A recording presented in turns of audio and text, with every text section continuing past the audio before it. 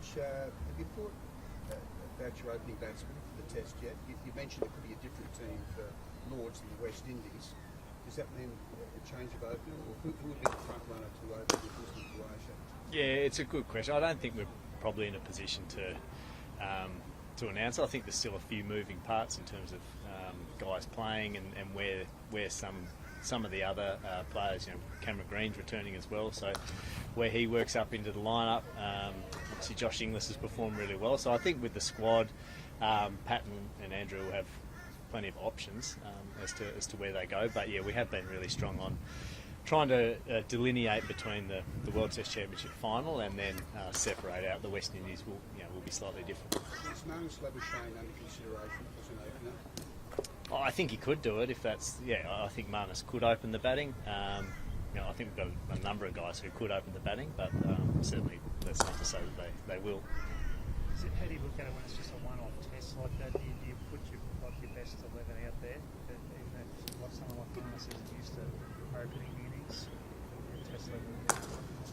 Yeah, I absolutely think we're always trying to put our best 11 out there, but it's how you structure that up and what you're trying to achieve. So I'm not trying to be cryptic about it, and we're sitting on the 11 and we know what it is, but we're not announcing it. I just think there's quite a bit to work through before. What are we sitting here now? May. The test is another month away. There's still plenty of guys playing cricket. There's guys in India. There's guys in England playing. There's obviously some guys starting their preparation here too. So we'll just work through that in due course.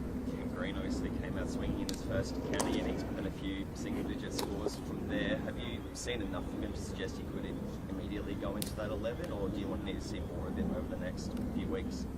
No, I think it's great that he's playing. So I think that's fantastic that he's back and he's returned well. And as much fantastic to see him get some runs, but I think also just his ability to back up innings to innings and match to match. I think he pulled up pretty sore after that first innings, having not played for a little while. So he'll get better and better as he does that. I think all those guys.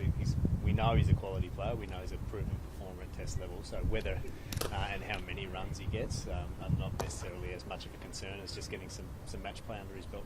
And when do you hope to see him bowling again? What's the timeline on that? I think we've been pretty clear. I think we'll sort of slowly load that up with a view that that'll probably come online around the Ashes. What does the preparation look like here in Brisbane ahead of going to the World Test Championship? What are you going to be doing? I am going to be catching up with everyone really, but I think the guys here will just be. I think some of them have been going for a few weeks. Some of them, I think it's their first hit since the end of the season. So very much tailor made to the individual around what their preparation needs, but a good chance. Obviously, not being able to get outside in many of the states at the moment, so good chance to get outside here. Good chance to catch up as well over the next couple of weeks and get ready. What do you see from Brendan Doggett that makes you guys want to include him there as a travelling reserve there as well? He's sort of exploded this year after a bit of, a quieter period leading into the season. Well, I think he took 6 for in the Australia A game very early on in the season. We've always had our eye on Brendan for a long time, getting some continuity into his cricket where he's being able to get over a few injury niggles and play some really consistent cricket. He was in and amongst the Test squad over the summer, which was good. So I think you can throw Sean Abbott, who's on standby for this squad as well. I think you can throw a handful of those guys. Michael Ness, who's out here at the moment. There's a handful of guys who are, who depending on the conditions and opposition and who they might be replacing, could all do a really good job.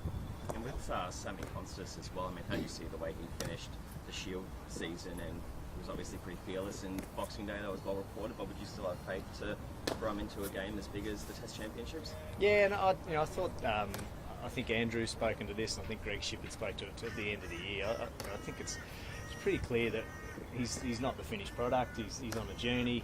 He's a highly talented player. All the things that have been said about him. But again, the things we like, he's a quick learner. He's really keen to learn. He's shown an amazing ability to adapt and change the way he plays. So any opportunity that he does get around this team, whether that's actually in the 11 or around the squad, I think he's going to continue to improve. Is that a plan for him to feature in the West Indies? Like you're leading up to the Ashes, aren't you? And you hope to have your opening combination settled by then.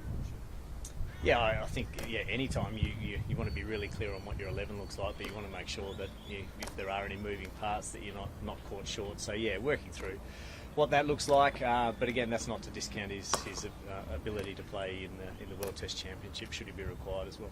How do you balance, particularly, when it comes to that opening partnership, trying to pick your best 11 versus sort of having an eye towards, the future and an eye towards the Ashes? I don't think they have to be mutually exclusive. I think you can.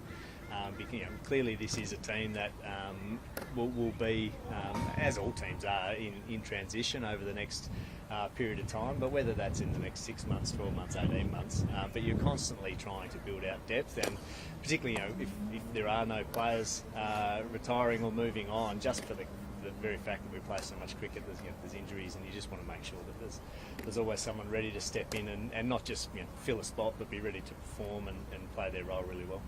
Is it a factor at all that South Africa got such a magnificent opening partnership of Bardo and Jansen? That's about as tough as it gets, isn't it? Does that influence your decision at all? It'll be a factor. Yeah, I think where it's been played, Duke's balls, Lord, your opposition. I think all of that, and then how you want your top six to structure up will all be factors. Does the fact that Green can't bowl enhance the chances of Bo Webster? In a one-off test, you might need some overs for your rounder. Yeah, I think looking into that from a data point of view, and then I think that'll become clearer once we get to the UK and probably get eyes on particularly those fast bowlers that have been playing in India, and just see how they're all working pretty hard behind the scenes to make sure they start to ramp up their loads a little bit. But it will be a slightly different preparation, so we'll get a bit of a chance to see where they're at. Obviously, a couple more weeks prep here, but certainly from the opportunities that he's had so far, Bo's been really impressive. What about Josh Inglis, Test century maker? Does that put any pressure on you to put him in the side? Could it be a shock at opener, or you once said that you weren't looking as an opener, but would that be revisited? Yeah, it could be. I mean, I think he could do it, but I've said the same about Mana. So I do think that it's a role that more people could do it than we probably give credit to. I know there is a prevailing thought that it's a specialised role, but I think the way and in certain conditions there's opportunities at different times where other guys could do it, whether that's England for Josh or whether that's in that middle order role where he's had some success already. But really pleasing. Again, he's someone who was biding his time, waiting and waiting. It's always pleasing when someone grabs that opportunity. And a big tick for Matt Kuhneman. Is he now the number 2 spinner? And what does that mean for Todd Murphy? Does he have to bide his time a bit longer now? We certainly will for this tour in the West Indies, and I'd throw Corey Roccaccioli in there as well, who's been really, really impressive over the last 2 seasons, and those two I think will compete really hard.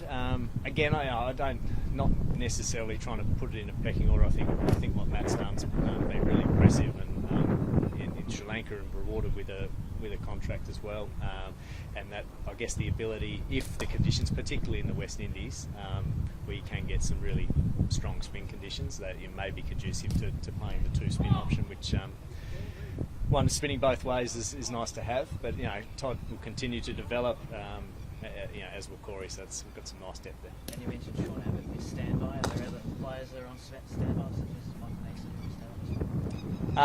No, I mean Ness is always in the mix. He's building up on the back of a couple of injuries across the season, but when he was back and playing, he's always impressive, isn't he? So he's always going to be there or thereabouts. We have obviously some guys playing some really good cricket in England at the moment. So and we've got some guys who won't be coming on the tour with us, but are here preparing now. So we'll have plenty of depth. Well, good, boss. Thanks. Thanks, George. Thanks, everyone. Thanks, Phil.